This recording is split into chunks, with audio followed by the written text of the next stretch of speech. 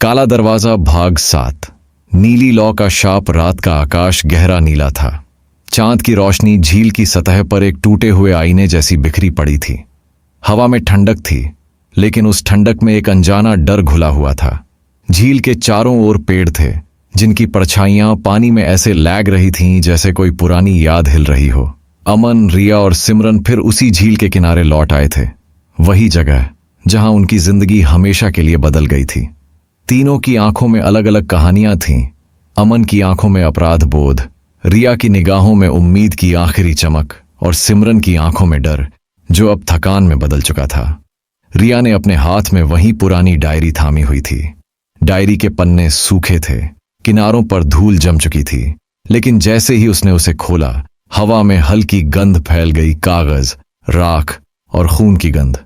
पहले के सारे शब्द मिट चुके थे। बस आखिरी पन्ने पर नीली रोशनी से कुछ लिखा था, जो लौ बुझी नहीं, वही दरवाजा दिखाएगी। तीनों के बीच खामोशी छा गई। रिया ने धीरे से कहा, मतलब व्हिस्की ने हमें रास्ता छोड़ा है। अमन ने झील की ओर देखा और बहुत देर बाद उसकी आंखों में पहली बार चमक लौटी। उसने गहरी सांस ली और कहा, तो ये कहानी अभी खत्म नहीं हुई।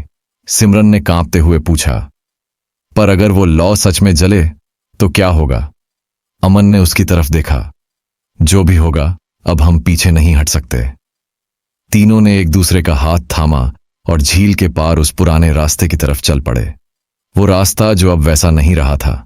पेड़ उल्टे उगे हुए थे, उनकी जड़ें आसमान में लटकी थीं और मिट्टी के नीचे से किसी के फुसफुसाने की आवाजें आ रही थीं।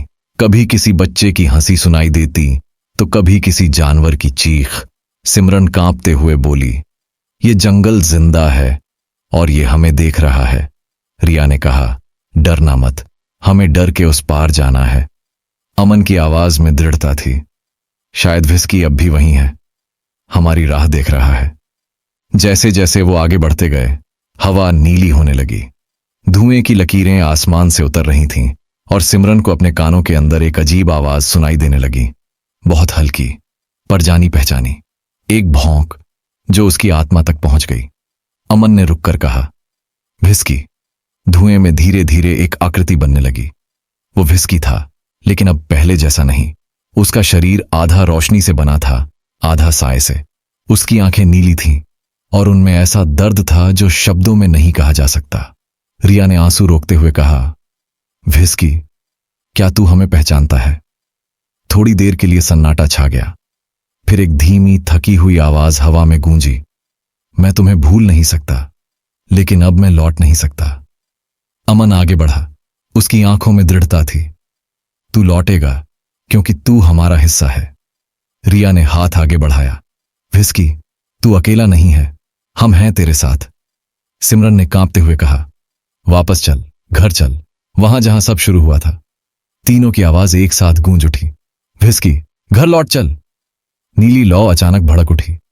उसकी चमक इतनी तेज थी कि पेड़, मिट्टी, आसमान सब उसी नीले रंग में घुल गए। व्हिस्की मुस्कुराया।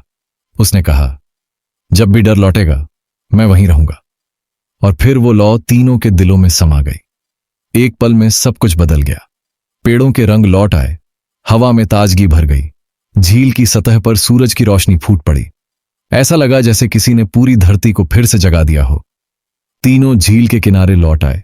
सूरज अब ऊंचा था, लेकिन उसकी रोशनी में एक अजीब शांति थी। सिमरन ने आसमान की ओर देखा। बादलों के बीच व्हिस्की की सुनहरी आकृति मुस्कुरा रही थी। रिया ने डायरी खोली। पन्नों पर नए शब्द उभर आए थे, दरवाजे अब बंद हैं, लेकिन एक और बचा है, छठा। अमन झील में झांकने लगा।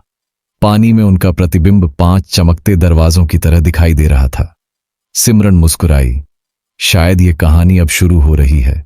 लेकिन तभी झील की सतह कांप उठी। पानी के नीचे कुछ हलचल थी। धीरे धीरे बुलबुले उठने लगे और पानी का रंग गहरा होता गया। नीचे कुछ हिल रहा था, बहुत बड़ा, बहुत पुराना। कैमरा झील की गहराई में उतरता है। अंधेरे में एक विशाल दरवाजा दिखाई देता है। वो सुनहरी जंजीरों में जकड़ा हुआ है। जंजीरें धीरे धीरे कंपन करने लगती हैं। फिर अचानक एक जोरदार आवाज आती है, एक जंजीर टूट जाती है। पानी के भीतर से हल्की नीली रोशनी उठती है। घड़ी की टिक टिक जैसी आवाजें गूंजती हैं और फिर एक गहरी भारी आवाज कहती है, हर दरवाजा किसी को लौटने की इजाजत नहीं देता। पानी का रंग नीला पड़ जाता है, झील की सतह पर नीली चमक उभरती है और उसी के साथ पर्दे पर एक वाक्य उभरता है। जल्द ही काला दरवाजा भाग, 8 समय का श्राप।